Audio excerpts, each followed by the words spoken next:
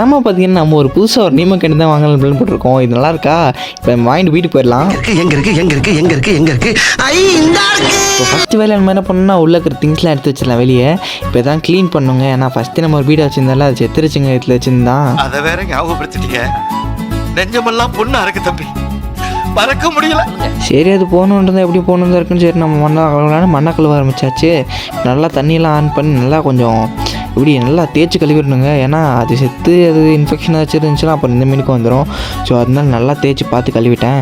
அதுக்கடுத்து கொஞ்சம் தண்ணியெல்லாம் பிடிச்சி செடியும் போட்டு கல்லையும் வச்சு கொஞ்சம் செட் பண்ணியாச்சுங்க. இப்போ நம்ம என்ன பண்ணால் எடுத்து போய் டேபிளில் வச்சிடலாம். டேபிளில் வச்சதுக்கப்புறம் பார்த்திங்கன்னா நான் இந்த மீனுக்கு டெம்பரேச்சர் செட் ஆகணும்னு அப்படி செட் ஆனதுக்கப்புறம் பார்த்திங்கன்னா கொஞ்சம் உப்பு, அதுக்கப்புறம் கொஞ்சம் ப்ளூ மெடிசன் அதுன்னு போட்டு அதுக்கப்புறம் கொஞ்சம் டீக்ளரேஷன் மெடிசன் போட்டேன். அதுக்கடுத்து நான் திரும்பி மீனை தூக்கி வேறு இதில் வைக்கிறேன்னு கேட்டிங்கன்னா இது எங்கள் அக்காவுக்கு ட்ரான்ஸ்ஃபர் பண்ணி கொடுத்துருக்கேன் சின்னசா அவங்க ரூமில் வச்சுக்கிறதுக்காக. இது ஃபீமேல் போயிட்டாங்க. அதுக்கடுத்து பார்த்திங்கன்னா அந்த ஃபீமேலை பிடிச்சி அப்படியே ரிலீஸ் பண்ணிடலாம்.